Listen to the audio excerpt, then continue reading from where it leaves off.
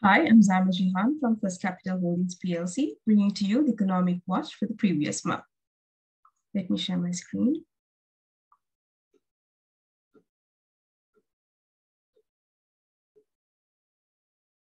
As usual, the following content will be discussed during the video.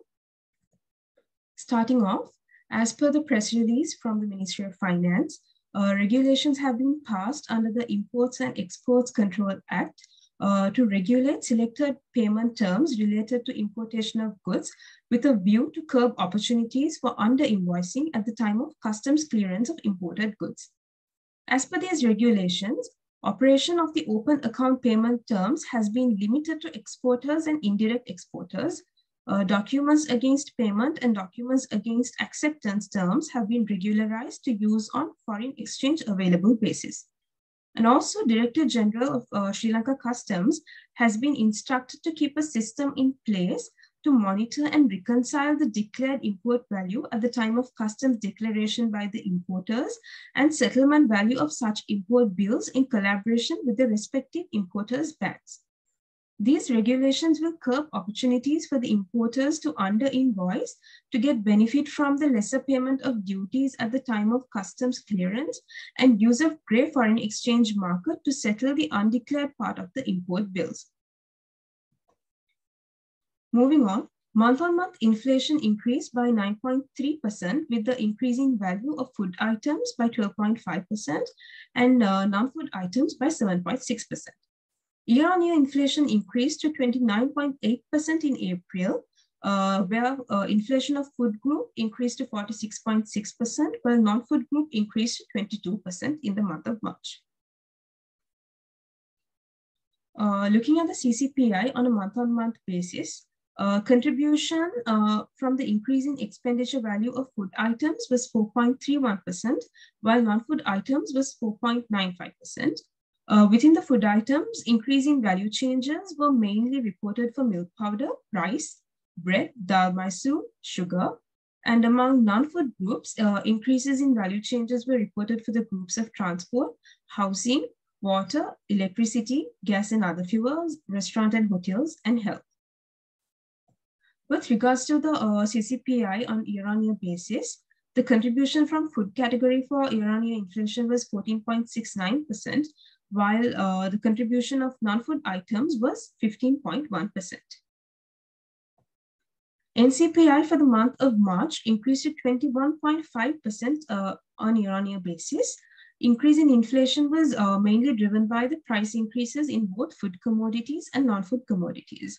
Accordingly, food inflation increased to 29.5%, while non-food inflation increased to 14.5% in the month of March. Moving on to M2B and credit growth, private sector credit improved by 478 billion in March, sustaining a positive growth momentum, while state credit reflected a net borrowing of 759.6 billion. In terms of liquidity and reserves, foreign reserves declined to 1.8 billion USD in April in comparison to 1.9 billion USD in the month of March, amidst soaring import bills and inadequate foreign inflows. And also market liquidity remained negative and witnessed a slight volatility during the month. In terms of currency movement, LKR depreciated against the USD, and again, LKR witnessed a depreciation against other major global currencies as well during the month of April. Moving on to government securities, in the month of April, there were maturities worth 630.6 billion and new issues worth 351.6 billion, creating a deficit of 279.1 billion. Also, CBSL holdings of government securities increased by 136.8 billion in the month of April. Moving on to treasury bills and bonds, the secondary market yield curve displayed an unprecedented spike over 700 basis points on short-term maturities, and no rates were quoted for bonds maturing beyond 1 year. As the month progressed, short end of the yield curve edged up significantly while market participants opted to be on the sidelines. As the political and economic uncertainty mounted since last month, yields spiked upwards while the weekly bill auction yields continued to further advance. Out of the 4 bill auctions held during the month, only one auction was fully accepted, whereas out of the 2 bond auctions held, both were only partially accepted. Moving on to AWPR and AWDR.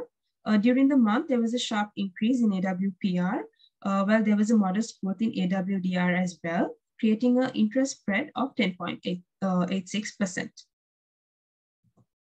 In terms of the external sector, exports for the month of March declined by 3.4% year-on-year to 1.1 billion USD, mostly owing to the decrease in earnings in agricultural and mineral exports, although there was an increase in industrial exports.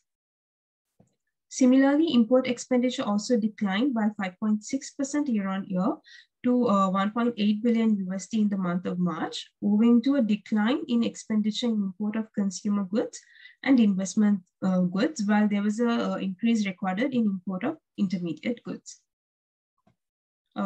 Therefore, balance of trade was recorded at a negative 762 billion for the month of March. Balance of payment for January to March 2022 recorded at negative 2.3 billion USD compared to January to March 2021 amount of negative 1.1 billion USD. Workers' remittances declined to 318 million USD in the month of March, year-on-year decline of 48%, whereas earnings from tourism for the month March improved to 192 million USD. Total number of tourist arrivals during the month of April was 62,980, which is a month-on-month decline of 40.9%. Largest source markets recorded for the month were United Kingdom, India, Germany, France, and the Russian Federation. On the global front, there was a mixed sentiment where some indices recorded positive gains while other indices recorded a decline.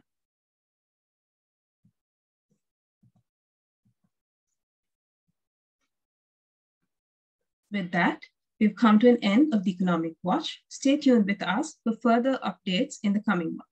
Thank you.